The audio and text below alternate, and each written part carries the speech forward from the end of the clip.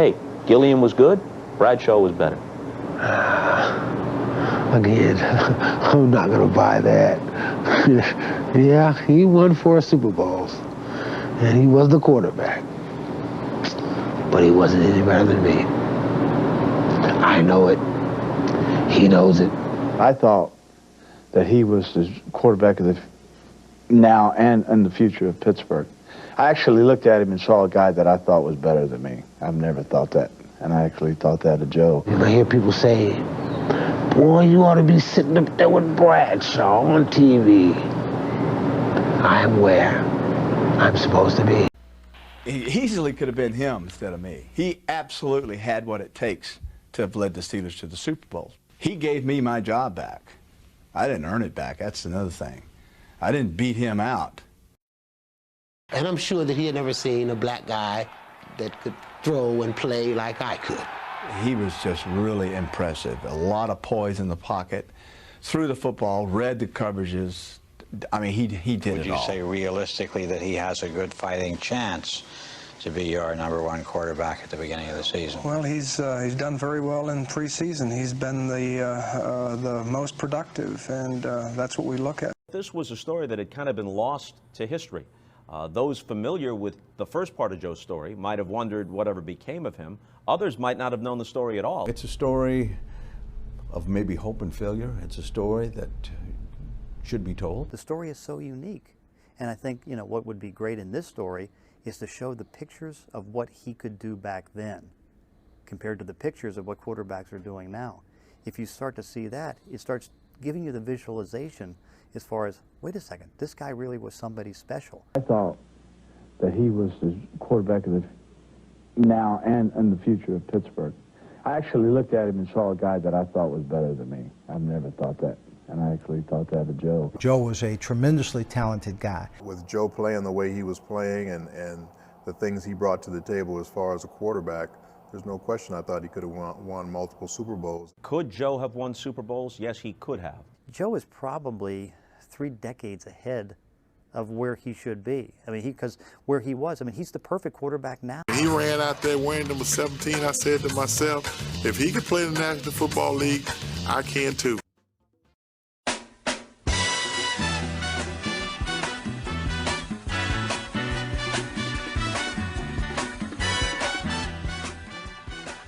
I came in with Joe Gilliam, and I was just amazed to see this skinny kid throw this football.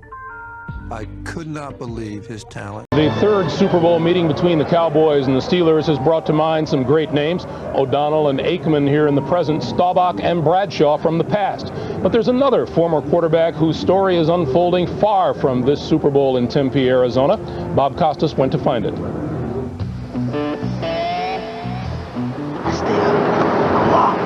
I walk. If it gets real cold, I seek some temporary shelter. A building, a store, or I stay for a few minutes, warm up, keep walking, stay up, especially if it's real cold. I'm not gonna lay down. If it gets real cold, I keep moving. It's been a long journey since Joe Gilliam became the first black starting quarterback in the NFL. He led the Steelers to a 4-1-1 record to open the '74 season. But then Chuck Noll turned to Terry Bradshaw, and it was Bradshaw who quarterbacked the Steelers to their first Super Bowl. There's no doubt that you were subject to racism in the form of incidents and hate mail, and the Steeler organization received it too. There's no doubt about those attitudes existing then and to some extent still existing now. But do you think race had anything to do with the decision to remove you as the starting quarterback? Because someone could argue, hey, Gilliam was good, Bradshaw was better. Again, I'm not going to buy that. Yeah, he won 4 Super Bowls, and he was the quarterback. But he wasn't any better than me. I know it. He knows it. I thought that he was the quarterback of the now and in the future of Pittsburgh. I actually looked at him and saw a guy that I thought was better than me. I've never thought that, and I actually thought that of Joe. And I hear people say, boy, you ought to be sitting up there with Bradshaw on TV. I'm where I'm supposed to be. After one more Super Bowl season in Bradshaw's shadow, Gilliam's career unraveled. He turned to drugs and soon was out of the NFL. Then came a series of arrests and finally a conviction for armed robbery. The truth is, Gilliam grew up in a stable home, the son of a coach. Now 45, he didn't come from the streets. He wound up on the streets. Several people have said, including your ex-wife, including a newspaper columnist, longtime friend of yours, guy you've known for years, don't give Joe Gilliam money anymore. Not because you don't care about him, but because at least some of that money is going to go to drugs, and the only way that his life is going to turn around is if people cut him off and force him to make that choice. That's not true. Point blank. That's not true. What part's not true? The part that some parts of it are really drugs. You know, because a guy has a drug-related history and doesn't have anywhere to stay, doesn't mean he uses drugs. When was the last time you used drugs? It's been a while. That's what I'm going to say. What's a while? I'm going to say a while. Now, you know somebody watching this is going to say, even if my sympathies are with him, if he's saying a while could be 2 hours, a while could be a week, a while could be a month. And they can construe it how they want. Do you have a problem today with drugs? Today, no. I'll have a problem with drugs for the rest of my life. I'm an addicted person, so it'll never go away. Now, among the Nashville streets the former Tennessee State star roams is the one that gave him his nickname. Jefferson Street's changed, and so have I. The comparison, though, was to Joe Namath. He was Broadway Joe. Exactly. He had a strong arm and a quick release. Exactly. And that's what you had. He had a little bit of flair, more than a little, and that's what you had. Exactly. You even wore white shoes occasionally. So if he was Broadway Joe, you were Jefferson Street Joe. Exactly. Magical football memories remain, but they are far from today's reality. Gilliam acknowledges he's contemplated suicide, but he says a memory stops him. You had a sister who committed suicide. Yeah. Here. Yeah. The student here. Yeah. One of those dormitory windows right up there. Yeah. Yeah. And I remember the pain.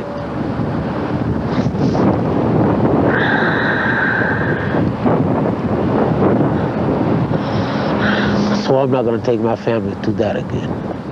Gilliam's parents now have the 2 Super Bowl rings he once hawked to buy drugs. Rings he won under the guidance of Chuck Noll, the coach Gilliam speaks of with respect. Chuck Noll told me one time, he said, Joe, you like to have fun. I said, yeah, coach. He said, you're going to fund your way right out of this league. And he was right. In the beginning, it was fun. But soon after, it wasn't fun anymore. It isn't fun now. What's your path out of this? I think that I will be alive and that I will prosper as long as I stay sober. In fact, for Joe Gilliam, that is the question, isn't it? Because while he has been clean in stretches, he has also been in rehabilitation programs before. One thing Joe does have going for him, a number of family and friends in Nashville who are prepared to support him if he gets into and stays in a rehab program. Rock rib defense was nothing new for Pittsburgh fans, but Jefferson Street Joe Gilliam was. And he was magnificent, leading the Steeler offense to 30 points.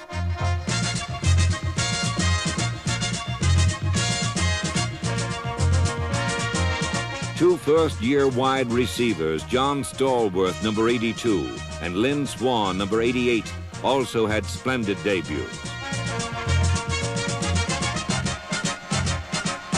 In all, 14 rookies made the Steeler roster, and mixed with young veterans like Frank Lewis, number 43, the Steelers were young, but they were tough.